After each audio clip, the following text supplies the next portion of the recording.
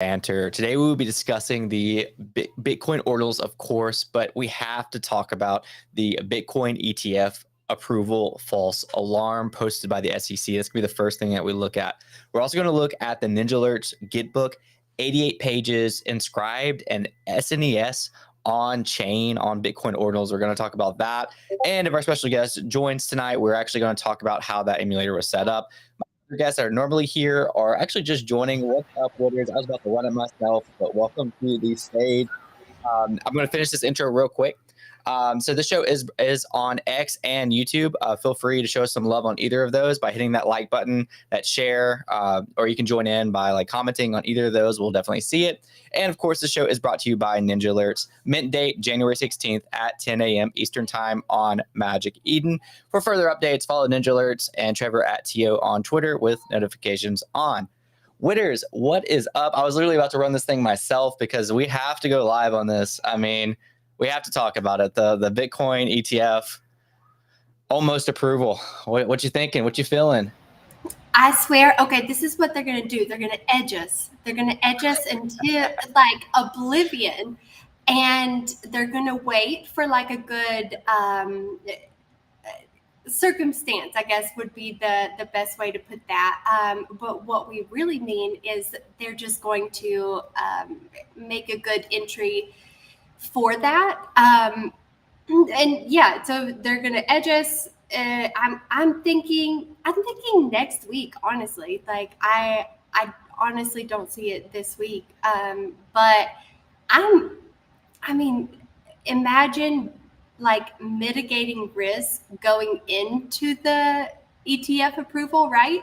So we saw Ben Armstrong, BitBoy, outside the oh man, with his little sign, so let me pull it up. I have it on here somewhere. Yeah, we gotta talk about that too. Yeah, and so he wasn't leaving until the approval. I posted that in the OMB, and ZK was like, he'll leave about 2 hours before his return flight. So it just, at the end of the day, they are and have been the market makers our entire existence. Yeah, there you go. That's my favorite. He's a wild man. Did he get arrested? Are you asking me? Yeah. I don't know. At first, this is actually originally a joke from me because I was like, oh, look, he did it. BitBoy single-handedly got the ETF approved. So that was going to be my, everybody's got to post that the ETF was approved. You don't just see it from one account. You see it from everybody's account. So you got to add a little flavor to it. And then I realized that wasn't the case at all, that the SEC got hacked. They got SIM swapped. Shout out to Billy. He's not with us, but he is a regular guest on our show. Billy got SIM swapped over the holidays. Not a fun experience, but I would I give grace to individuals who get SIM swapped because, you just kind of don't feel like it's going to happen to you. But if you're supposed to be protecting investors and protecting you are the Security Exchange Committee, you would think that, and I know that's regarding securities, not security, but regardless, you would think that you would have this stuff figured out, that it's very easy to get SIM swapped. I mean, Witters, I'm a nobody. I'm totally mid curve at best, and I detached my iPhone or my text messages from my Twitter last year because I realized that people are getting SIM swapped because it's super easy to SIM swap somebody. So I would expect a little bit more out of the SEC, but I don't know. And it's it's the deadline for some of the approvals is tomorrow. So I also find it hilarious that whoever hacked it, it's why wait a day before? It's not like this is like a left field random, if they would have posted this 6 months ago, it's we're kind of expecting it. And it was a very basic, it wasn't like a wallet drainer. It wasn't it was market manipulation, but even at that, you would have had to have been a serious whale who was shorting or doing massive leverage in order to profit off of just that one post that you did. Because obviously it affected the market, but that's still a giant risk if you're just hacking something to make a leverage trade. I don't know. I don't see the advantage other than like it being hilarious. I mean, it's not hilarious, but like for them. Okay, so it is pretty funny. I'm not gonna lie. Hi, Bill. Hi. Hey, Bill.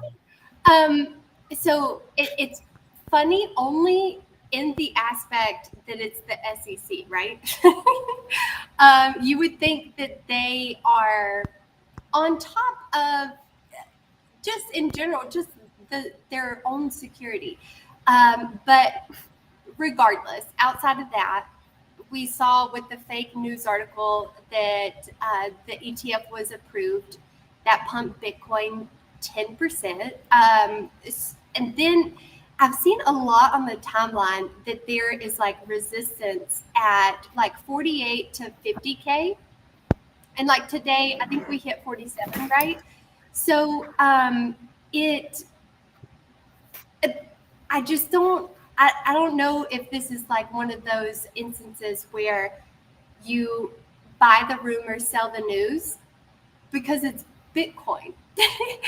Okay, so that's one aspect. The other aspect is just how I was saying before, they manipulate all of the markets. Like our global economy, the like any kind of company that you can possibly imagine, who sits on that board?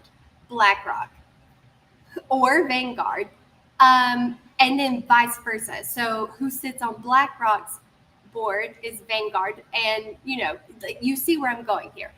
So what I honestly feel is like, we'll get the approval. They're not going to buy a ridiculous amount of Bitcoin right here. They're going to shake you out. They're going to like, I think the most natural thing for most people is that it would just like giant green. I almost said a bad word. A giant green candle to the moon.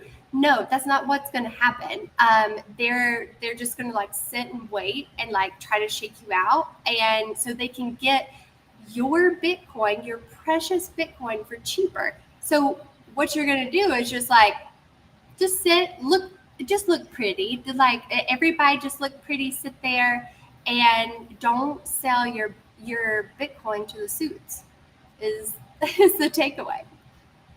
I completely agree. Can you guys hear me? I just changed my audio input.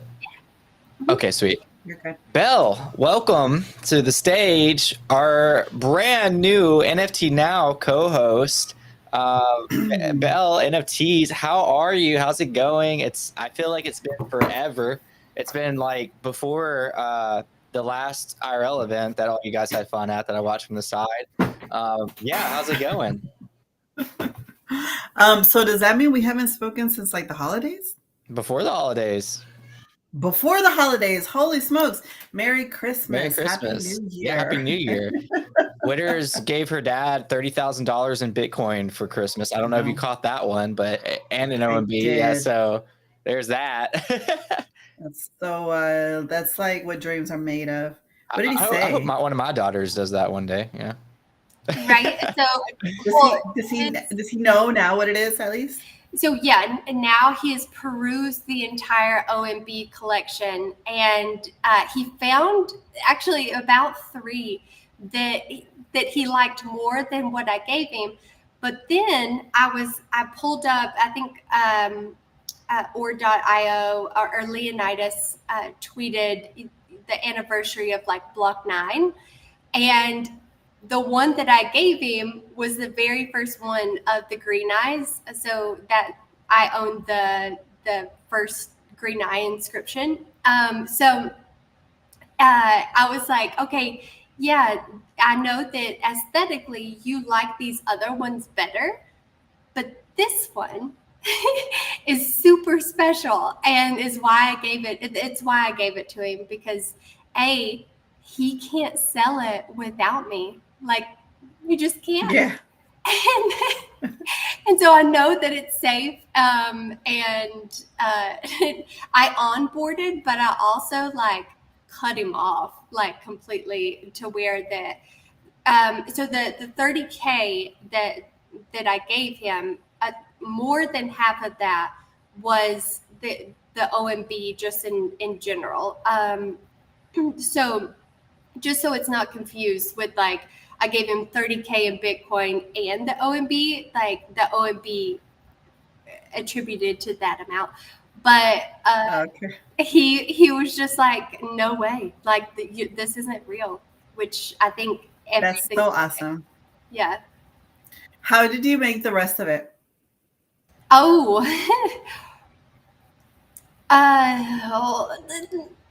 Okay. So I have been, and I am currently always in some shitcoin positions, and any Mm-hmm. profit that I make on or S coins or meme coins, I'm so sorry. Any profit that I make in that, I immediately put into Bitcoin. So he thought that it was a sound investment by loaning me that 3K, but I bought things that I can't mention on this live stream um, because it's just derogatory. Shameful names. Yes. We've all did a little dabbling in shameful hidden folders or meme coins. Oh my It's gosh. okay. Belle, what's your Oh thoughts my gosh. on this SEC debacle of the announcement and like, oh shoot, they are hacked. This whole thing that's like unfolding today. It's like I feel like despite all of like Twitter being on fire right now, I still feel like we don't really know the impact that this is about to have. I mean, like the people in charge of protecting investors, whether accident, whether purposefully, whether it, regardless, they're at fault because it was their Twitter. And so the people who are in charge of protecting investors manipulated the market. What again, whether it's their fault or not their fault, either way, it was on their watch from their Twitter that they should have been protecting. What's your thoughts on that? Like that's wild to me. I mean, the entire thing has just been incredibly wild, right? Like, it's literally one of those things that you can't make this shit up. It's crazy. I've seen a lot of tweets go out today that like caught my eye. Obviously, you know, if okay, so the first one that I was laughing at was that if the rules and regulations of what was said of like the security and the responsibility and the fiscal responsibility and the security and everything that has to go along with it, like the SEC would have broken their own guidelines by not making their Twitter, their X account secure enough, which is ironic as it's freaking going to get, right? And I think that it shows a couple of things. Number one, how immature and how young we are as a culture, I would say, to two things: put our money in the hands of other people that clearly don't know what the hell they're doing, and two, after so many hacks and after so many cyber attacks the United States has gone through, and that it's a living, that it's a day in, day out type of thing, something like this happens and we all laugh about it, but it has a direct financial impact to billions of people. Generational wealth was lost today to people who truly have always believed that this is the way forward, that this is the way that they should be investing and putting their money into a really good, safe net. And then something like this happens. It's incredible. It's incredibly even like hard to wrap your mind around. Can you expand on that? Like, are you saying people that were just like, I'm trying to understand that. You're saying generational wealth was lost. I know there was a lot of money lost today, but there was a lot of money lost. Yeah, just because of their fake announcement is what you're saying. So, okay, yeah, I mean, there was a lot of money lost. I think that we're in a privileged place to say that we live in the country that we live in and that we are able to invest. But if you look at the people who are truly attracted to Bitcoin specifically, who are truly attracted to cryptocurrencies and to Bitcoin, they're countries like El Salvador, right? People who can't afford to put as much money as we collectively do in first world countries. So collectively, a lot of money was lost. And some of us are in a better position to say, hey, we'll just make it back up. But a vast majority of people can't just make it back up. And so it's heartbreaking to see it. And, on the one hand, we see, as I was strolling through my timeline, it's hilarious because this is what memes were made for, right? I mean, it's the jokes and the memes and the camaraderie almost of like, haha, I can't believe that the SEC did that. All of that is true, and it's all vibes, as they say. On the other hand, it's like, holy shit, billions of dollars are just lost. I listen, I don't know if you guys watch, he was the one that came out with the viral series during COVID, Bo Burnham. He came out with, what was it? I forgot the series, but basically he made like an entire production alone in his house. But like one of his songs says like healing the world through comedy. And it very much talks about, and it reminds me of meme culture and the vibes you're talking about. It's like, we all know how serious it is, but like all you're really left with is to like, humor. Like what you can, like people react differently to different things. You can be mad, you could be sad, you could make light of it or whatever. So a lot of us are just like, we don't really know what to do besides just like make a joke out of the situation, even if it hurt us, because it's just like, what can we do, besides like just laugh it off, Well, and it does. Sorry, I was going to say it does serve as a reminder of everything that we always talk about, right? It's just like, not financial advice, do it at your own risk, be as secure as you possibly can, blah blah blah. So. And I wanted to add, just there's just on the line of like memes in general, but there is this one that just sticks in my mind. So the Treasury hasn't been audited in like over 100 years, but Bitcoin is audited every 10 minutes. And putting your money in something that like, the US government this is going to be immediately just like attacked by like all of the forms of government, but the US government is the epitome of trust me, bro. Like whereas like Bitcoin, it's like there's no double spending, there's no like essential like loans or overspending, or there's like so many stop losses in place just in general that makes it such a more sound investment, especially like places like El Salvador, I'm probably misspeaking, but I want to say Argentina, like different countries that they just can't trust their government.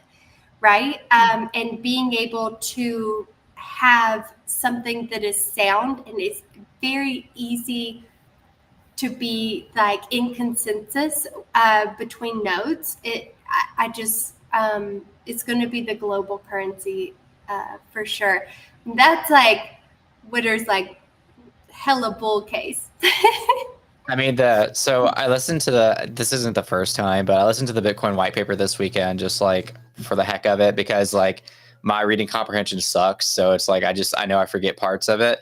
And the biggest reminder that I got from it was it's just a trustless system, peer-to-peer transactions. And it's like things like this just show the need for blockchain tech. I mean, Bitcoin particularly, but I mean, even other crypto, it's just like, there's so much trust on that SEC's Twitter account, that was completely manipulated. And the irony is like the blockchain could have solved this issue by like verification, validation.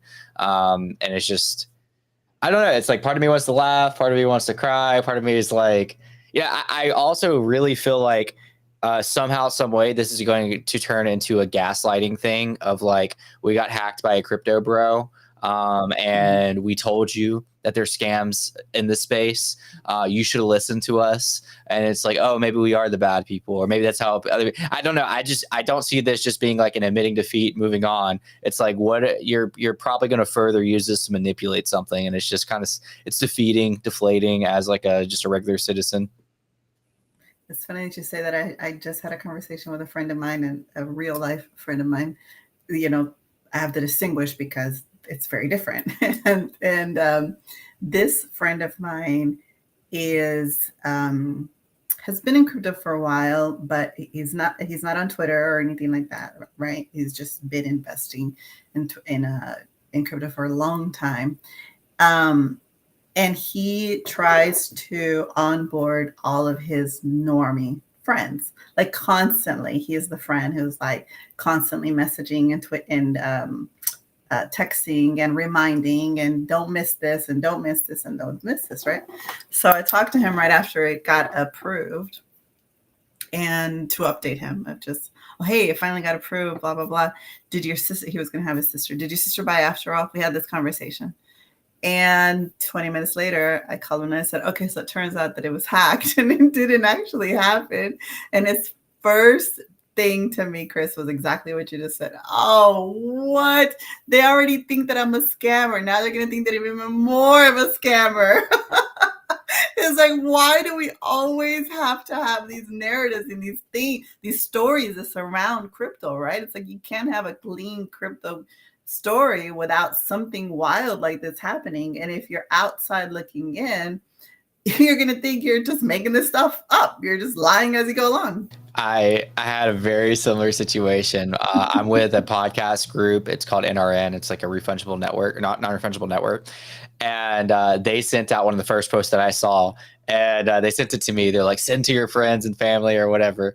And I didn't, but I found out like 10 minutes later about the whole like, oh, they're hacked. And I was joking around. I was like, yeah, my mom and my friends all posted on Facebook that they're making sure to block this page NRN because they just sent out fake news and that they're full of scams. Because it just had like such a reverse effect on everybody that was excited about it. Just like, oh, it's so lame, man. It's so lame. So the reason that I even know that my friend does this with other friends is because I always give them a hard time. And I always tell them, I don't know how you continue telling them all of this. Like, I stopped telling my normie friends and my friends and family a long time ago. You know, I made sure that those that I wanted to get in, my sisters, my parents, that's about it. Like, I opened up their wallet, made them transfer it, got it in there, that kind of thing. Everyone else, though, I've tried and tried and tried, and they all think I'm a scammer. So I stopped. So to my friend, I tell him, this is why I stopped a long time ago. This is exactly why. It's unfortunate, but, you know, here we are. It's ironic, too. I don't know if you guys saw, but this morning, I can actually pull it up. The SEC, it was from Gary's account directly. The SEC posted an article about what you should think about before buying crypto. I actually read it as soon as it was posted, which isn't like, it's a very short article. It's right here, the officially from the investor.government or whatever. So I read this article, and it was such like a very, it's kind of hard to put a word on it, but it was like, basically, I read a thread on it. It was trying to warn people to be careful, but in a very like annoying way. I was going to pull this thread up. I'm sorry. Yeah. So this is basically what they talked about. They talked about crypto is unregulated. Celebrity endorsements get you wrecked, and trendy investments attract fraudsters.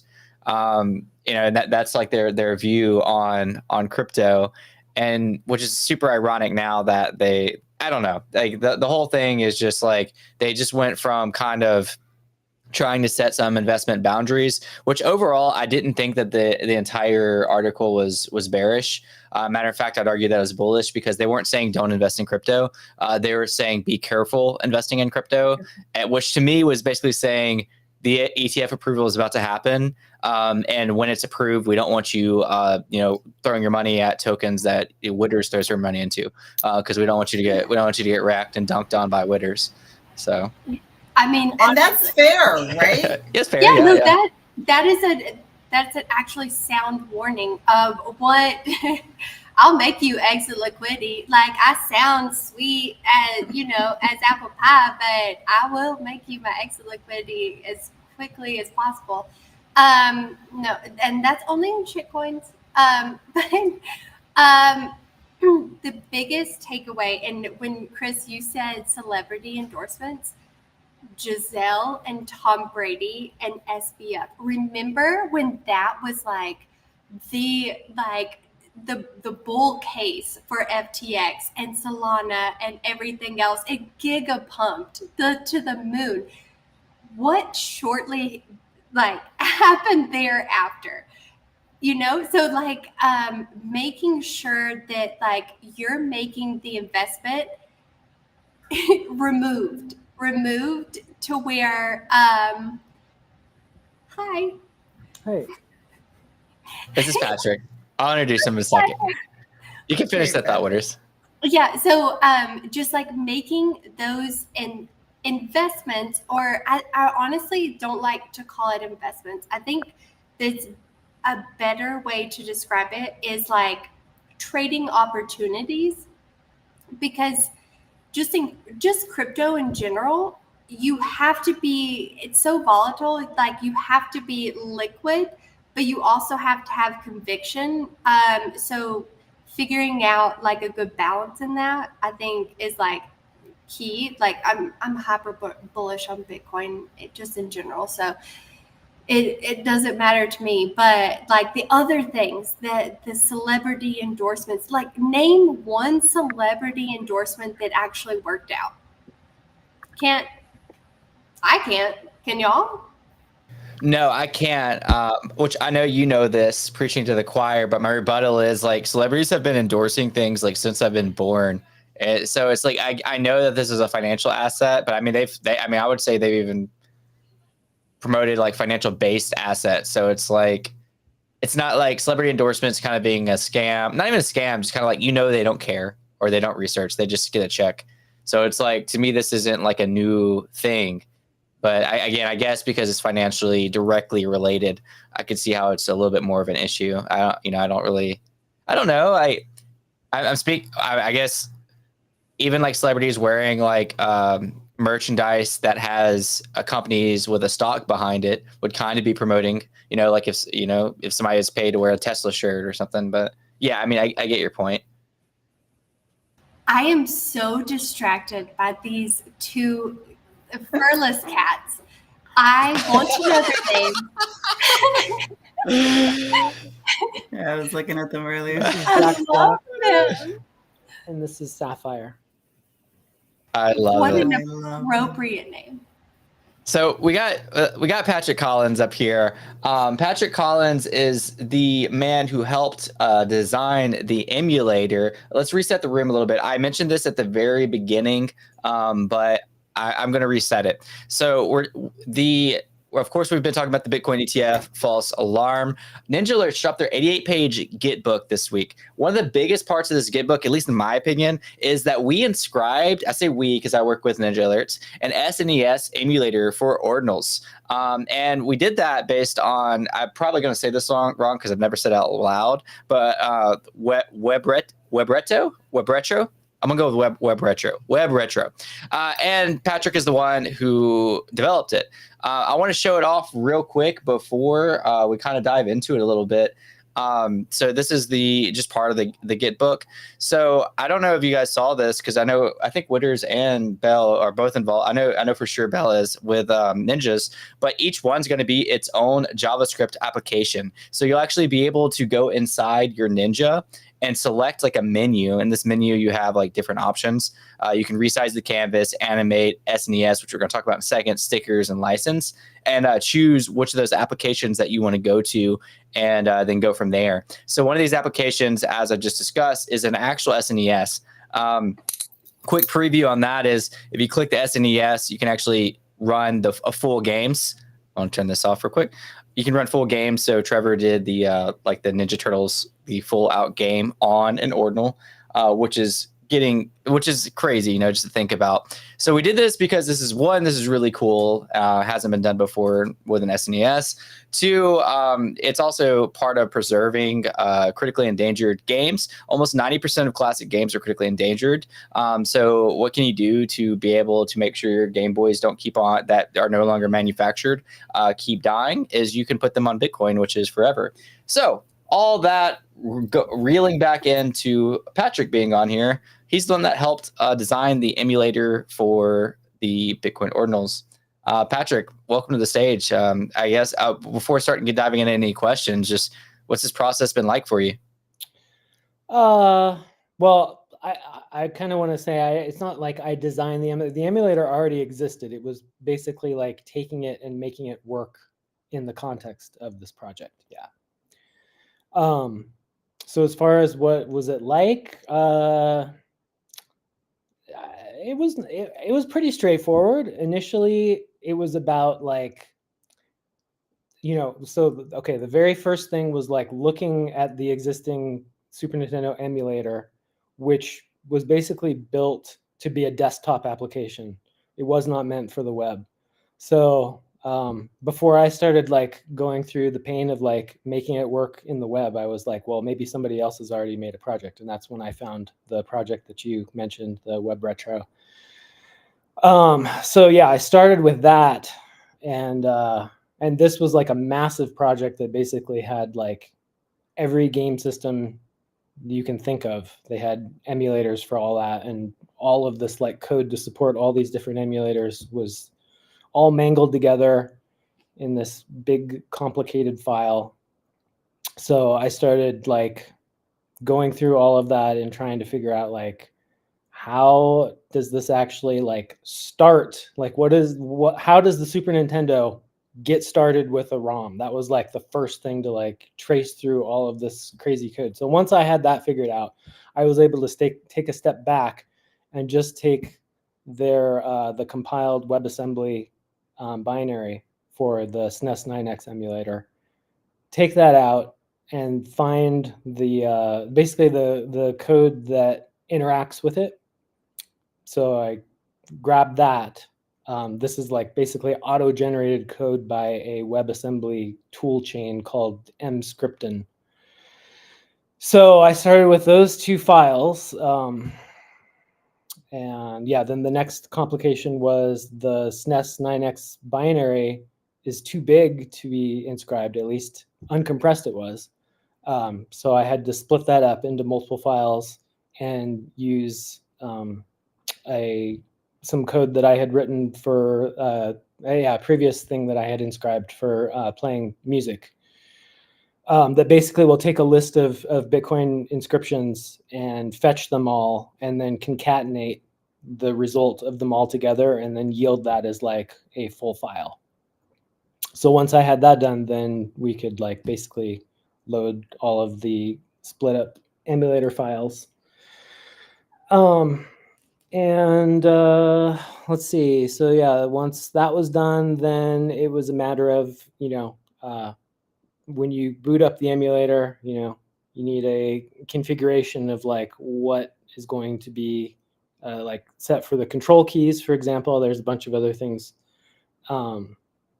So yeah, so then I also basically broke everything out so that you as a user could basically pass in a ROM that you have locally on your system, or if you have inscribed a ROM on the blockchain, you can pass that in. So yeah, so I basically like made an entry point in addition to what the mscripten toolchain had generated. That's basically like, I called it insert cartridge. So you literally just like give it a ROM and it can start the game. And yeah, and we also built out a screen for customizing the keys that you want to map to like up, down, left, right, B, A, X, Y, I think LR are the SNES controls. So well, yeah, once you have that all mapped out, then the game starts, and there you have it. That's basically what it was like. Heck yeah! But before I move on to the next question, Belle Witters, you got anything? Okay, can we go to the endangered section of this conversation? Explain it to me.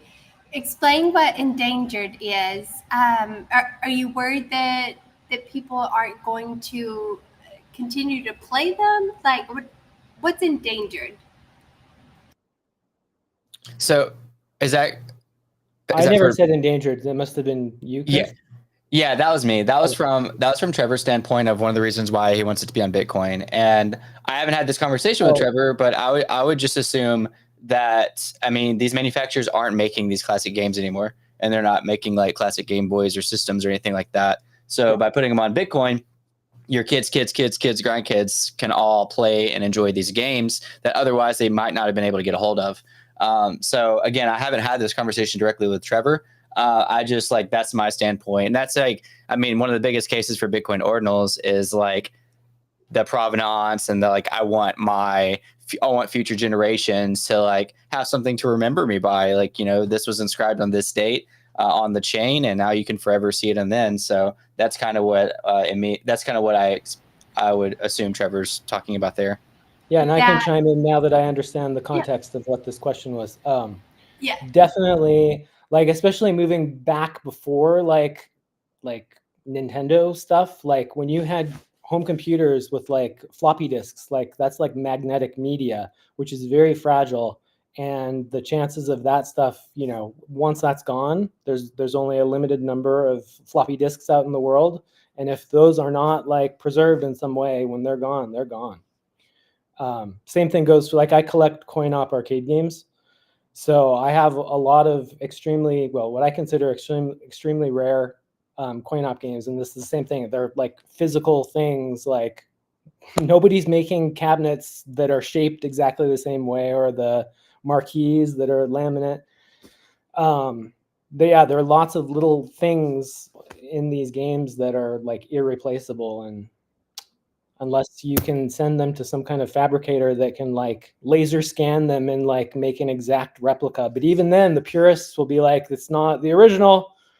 It's not the original. So yeah. I agree with them. That is exactly where I was going with that. I like to present questions that seem a little, a little testy, but I think that you both described just like nostalgia, right?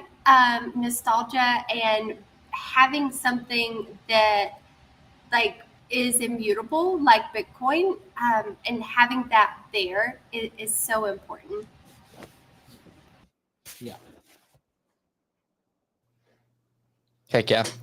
So were you involved, Patrick, with like blockchain tech before this, or? Yeah. I mean, Okay. I did several little inscription projects for myself. Like Okay. I was mentioning, yeah, the first thing, I was in a Twitter space and was listening to, I was in the audience and I was listening to like some, I guess he was a music artist, and he was talking about, man, I just want to get my song on the blockchain, but it's impossible because my files are too big. And I was sitting there like hitting the request to speak button, and nobody's letting me join. And I'm like, oh my God, you can totally split up a big file and merge it back together. Like you can do it, but they wouldn't listen, or they wouldn't let me up as a speaker. So I was just really annoyed. So I'm also a composer. So I took one of my original compositions and I was like, screw this. And I split it up into a bunch of files, and I made a proof of concept that plays it all back. That's awesome. Heck yeah. That's great. That is super cool. Very cool. The reason I asked that is because it wouldn't like surprise me if like Trevor found somebody who's just technically savvy to kind of be able to do this that wasn't already previously involved. So that's kind of one of the reasons why I asked if you were already involved with the blockchain tech. Well, I mean, I feel like the inscription world is kind of removed from the blockchain aspect. Like you're really just dealing with web applications, and like the only difference between it and a regular web application is that the indexers have sandboxed everything off, and they have all of their silly rules about what's allowed or not allowed.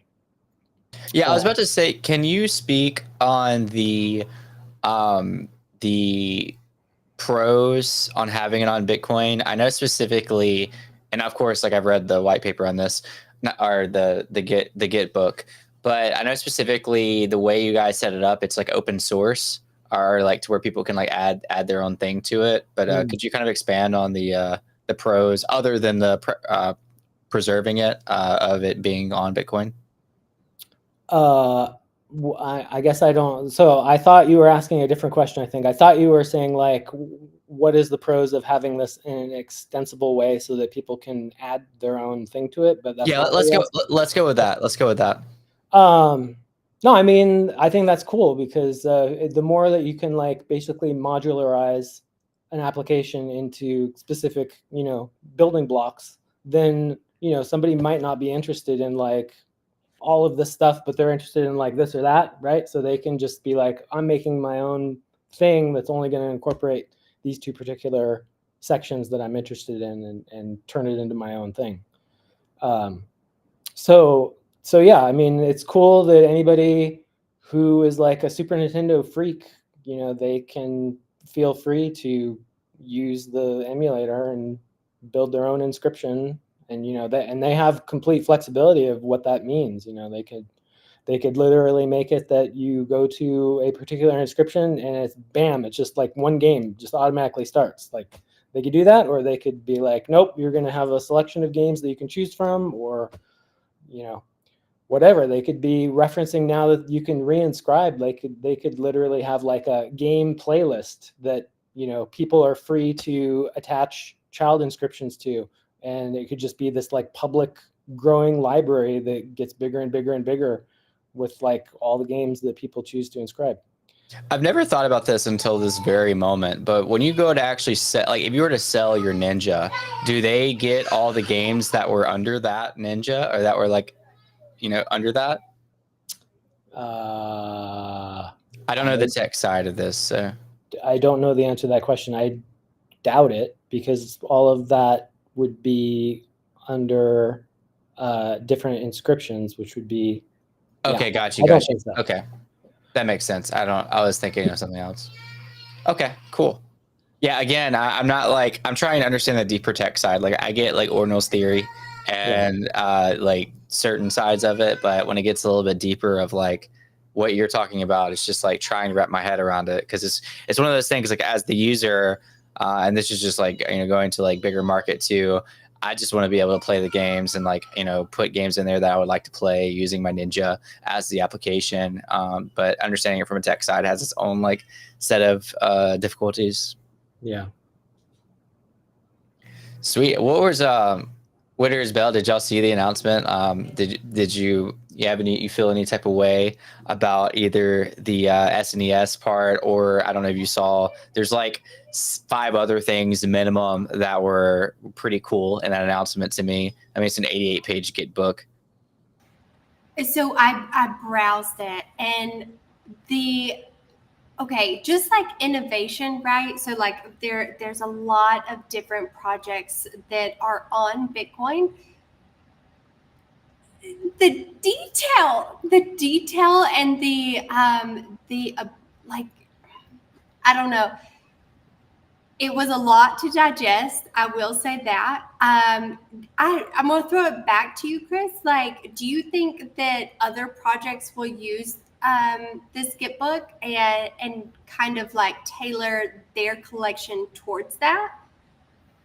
I do. I think that we're the first on some of these things, and some of them are just kind of being done all together. I think we're also the first at throwing all of these things. Here, I'll just pull it up together. But like, the application alone that we talked about earlier, dynamic resizing, as you can see here, which is pretty cool. Like, look at the difference between, you'd probably appreciate this as an artist, Witters. Like, I don't know, that's just insane to me. Like when you zoom in. I got a rundown from Bruff with Ordinal Spot, and I've been listening to the different spaces like SVG, like the ability to use the image that you're given on Ordinals before Ninja was like, it was hyperpixelated. It was, I mean, Lord, look at the failure of like BTC gods, right? Like it is like, I get it. You got it all in one block, but it looks like, I didn't say it. Yeah, it looks pretty rough. It looks so bad. So like with the SVG files and being able to like vectorize it, like you can scale it to infinity and it won't matter because it's actual code, and those boundaries that exist in like a rasterized image just aren't present. That was like a lot of like like art jargon, but essentially like it's clean as it's clean. Yeah, Trevor in this post said that you can scale it up so large it'll crash your computer. Exactly. Yeah, That's pretty wild. that's what I was trying to get at. I think the stickers were kind of cool too, like these like dynamic traits of just like easily being able to like GM, yes, but this is a pretty cool little innovation as well. I love that part. Yeah, adding a little mic, and then of course these set ones for the holidays of like how they're going to be like the Halloween, Christmas kind of change of the holidays. I think that's really cool too. So, and I'm really excited about it. And specifically the SNES thing was just like wild to me. I mean, that was like when Trevor first told me about that, I felt like I was keeping a secret from everybody because like I was like, this is wild. Like you'll be able to play a game on an ordinal, like a whole SNES, run an SNES emulator on an ordinal. I guess one more thing I'll ask Patrick. I've probably got a couple, but one thing, I don't know if you are much on the legal side, but I saw like some people concerned with like putting, just putting an SNES on Bitcoin. Trevor seems pretty confident about it. Oh, yeah. Like somebody brought up some example of a company that did something similar. I forgot, it was like Whale or something. And Trevor had a really good response, but do you know anything as far as the legal side? Yeah, I mean, so before this, I also put a 8-bit NES emulator on Bitcoin, and Sweet. I also had a bunch of people commenting, "Oh, congratulations for breaking the law!" And I'm just like, yeah. No, because it's basically reverse engineering. It's not literally duplicating. It's a different process, and so it's totally legal. Yeah, I think whatever they were talking about was a specific thing that the legal implications for that weren't actually about the emulation per se. It was other stuff in that, as far as I know. It was. Trevor broke it down, but again, it was like super technical, and I don't have it pulled up right now. I think it had to do with encryption. It did. Yeah. Oh, here it is. So the case was, I'll just go ahead and pull it up. Oh, why is that not showing right there? I'll just read it then. The case they brought up was with Valve, or I think it was Valve. Dolphin emulator. And basically Dolphin emulator got DMCA'd by SNES. But Trevor was saying the emulation itself, which is the act of mimicking the hardware of the console, isn't illegal. Dolphin's use of proprietary cryptographic keys without the authorization enters a legal gray area. So the Nintendo stance that using the keys constitutes a direct violation of the DMCA's anti-circumvention clauses. So that was interesting. I know Trevor, he like researches everything like to the T, so I got plenty of trust in that. Oh, he's in the chat right now. Got Trevor saying emulators are illegal, doesn't contain copyright code. ROMs that are under copyright are not. Sweet. Thank you for that clarity, Trevor. Explain that. What does that mean? Come up here, The Trevor. games themselves are like, yeah, it would be like illegal for me to put Super Mario Brothers on Bitcoin because that's like copywritten intellectual property. Because that literally is taking the cartridge and just like converting it to code and putting it on, which is different than the emulator. Is like it's acting like a Super Nintendo, but it's not like you can't take a physical Super Nintendo and just like turn it into code. Does that make sense? What would be sick, instead of like Super Mario, it was like the ninjas were were the ones that were participating in the game. Food for Like thought. a 8-bit ninja Yeah. doing the full run through, all hitting Yeah. the blocks, getting the mushrooms, grabbing the flag, sliding down. That's cool. That would be awesome. Or even like in the, I guess in a more like, or a different sense, we could literally be the ninjas and Ninja Turtles with like the swords, like fighting off. So that'd be really Yeah, cool. exactly. You could just get like your whole like posse together and then, run it. Which I guess it goes back to like the open source thing, like Patrick. I guess that's the benefit of it. If somebody wanted to develop something like that, they could. Yeah. That'd be There's really nothing cool. stopping anybody to say like, I love the Super Nintendo so much that I want to make a Super Nintendo game in 2024. Heck yeah, Like, absolutely. Totally could do that. Can you talk about the like upgradability part of it? So in the Git book, there's like a V1 and V2. Just the fact like how this can be like upgraded. Well, the only portion of this that I did that with was the list of games that are going to be included in this. Trevor's talking about ROM hacks now. So yeah, changing topics really quick to what you were previously saying. He could take Super Mario Brothers and find in the ROM where is the art for Mario and swap it out with a turtle, and that would give you what you were just fantasizing about. Sweet. Yeah. I lost chat. Yeah, it's not showing for me for some reason. Oh, yeah. He says we could make a ROM hack and distribute only the patch file without the actual game. So then people would be on their own to basically swap out the art, basically. And then they could play Super Turtle Brothers. Super Turtle Brothers. Yeah.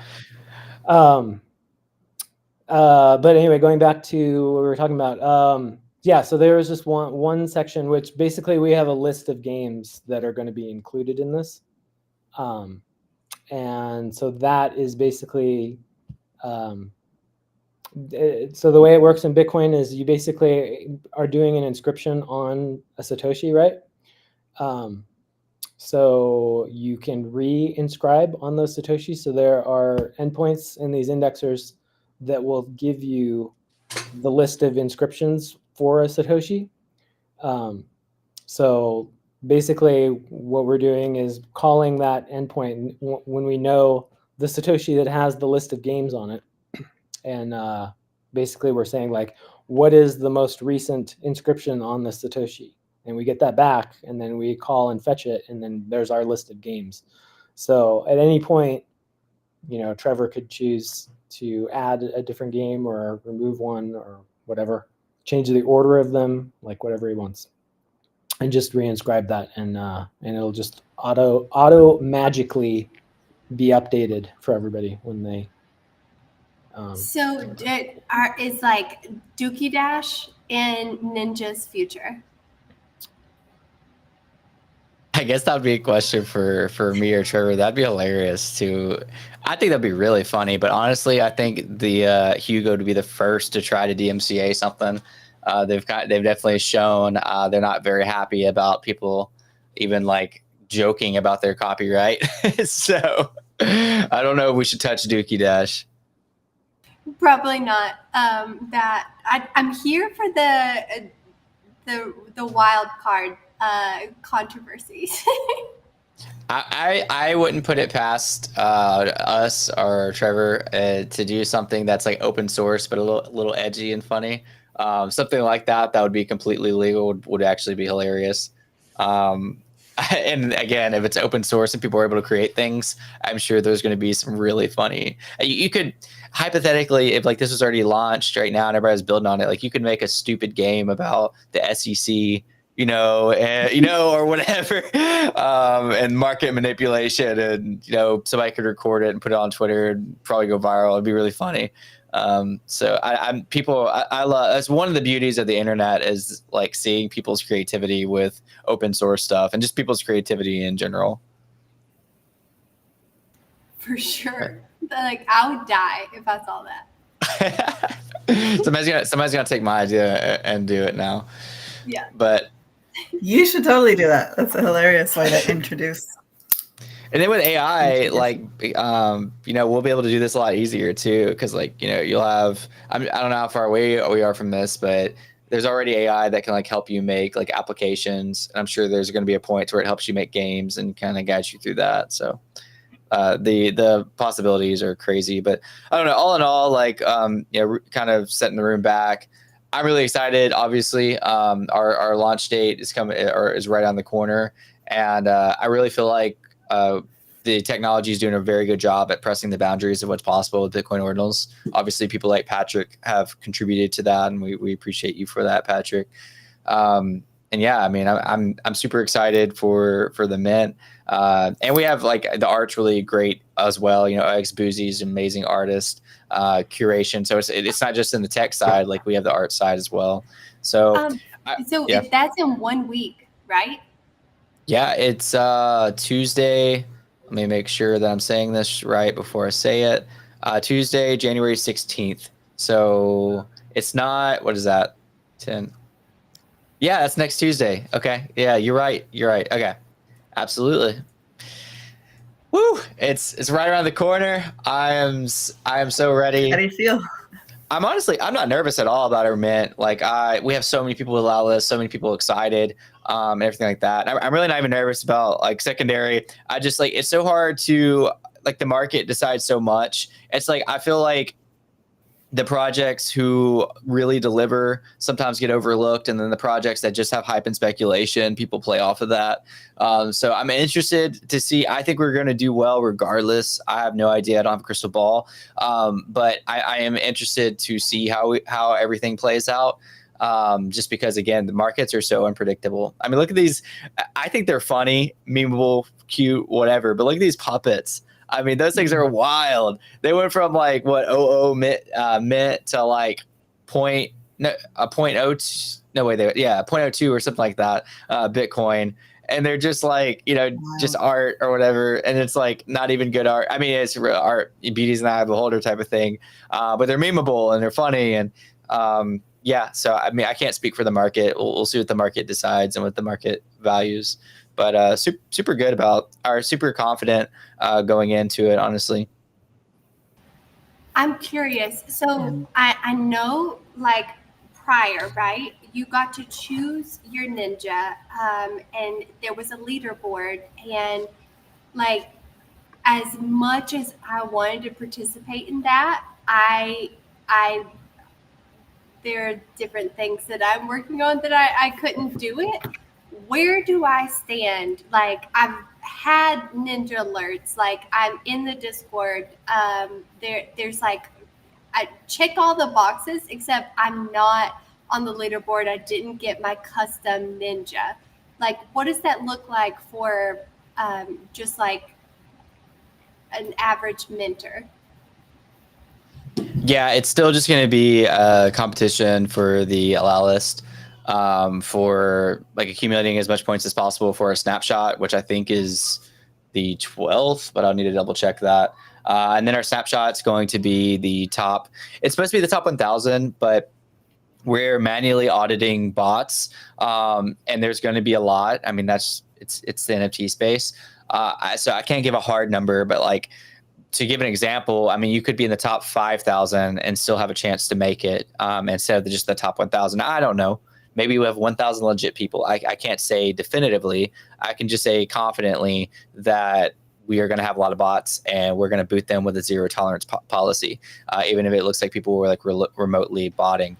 As far as people that like haven't grinded or don't want to grind, it's just I wish, I mean, people like you, Wooders, I wish I could just give you a spot. The problem is the amount of like friends and people that Trevor knows that like have been asking, and also I think just looking even like a year down the road, 2 years, I think just keeping it at like, we didn't, again, from Trevor's perspective, we didn't give lists to like influencers. We didn't give out spots to friends, like everybody. It was a fair launch completely.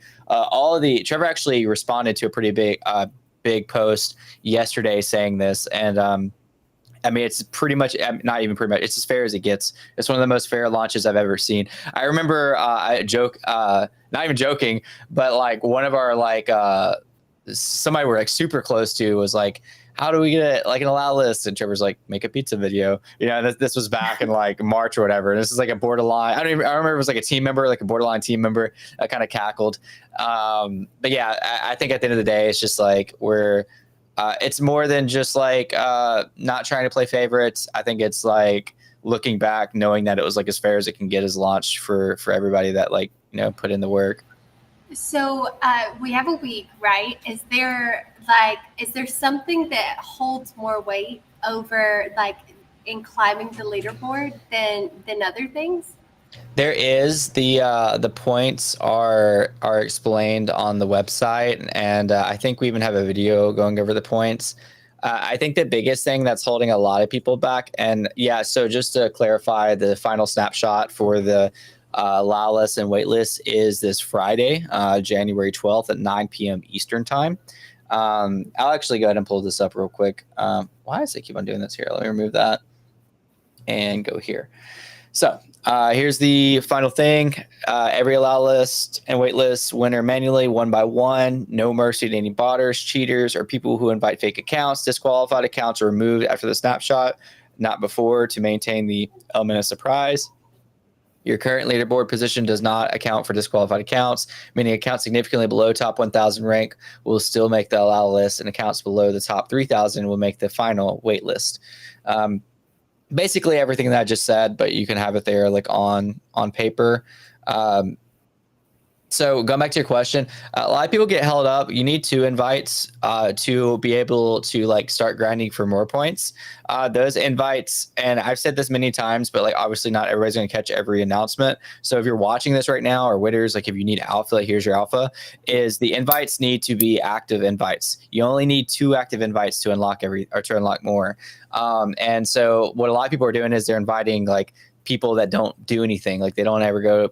I don't even know the parameters, because if we said the if I knew them or they got out, like people would exploit that. But at the end of the day, like they need to be active, and that gets you past the main step that a lot of people get stopped on, which is the 2 active invites.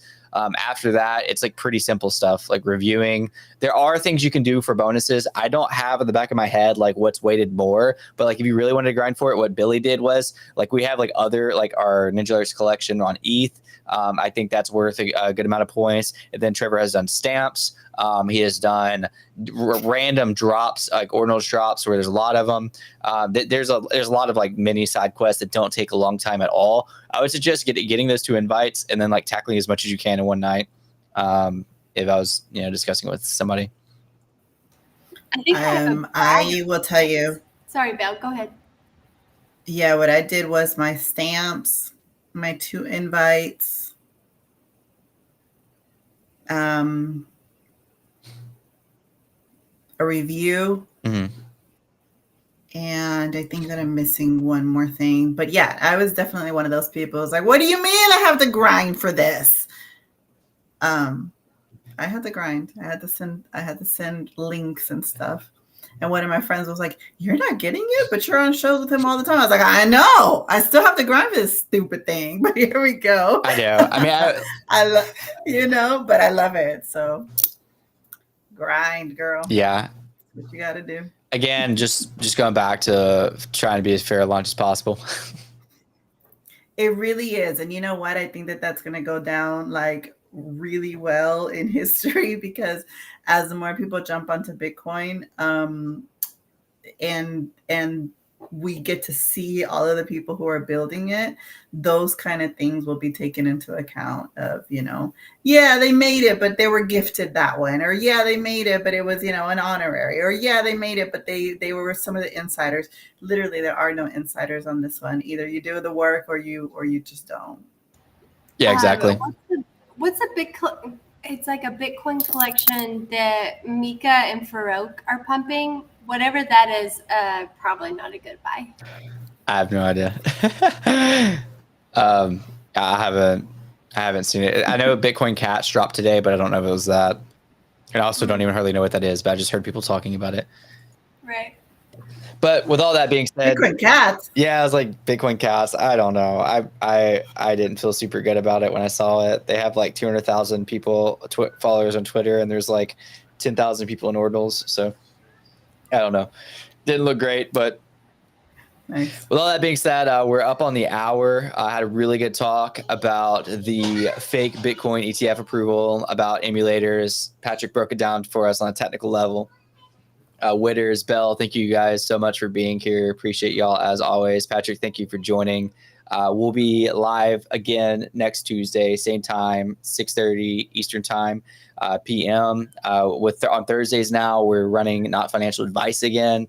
Bell is actually running that show. So I'm going to try my best to tune in this Thursday. I jumped in a little bit last Thursday. We'll be back live here next Tuesday. Thank you, everybody who tuned in live, commented, shared, all those things. We'll see you guys next Tuesday. Peace out.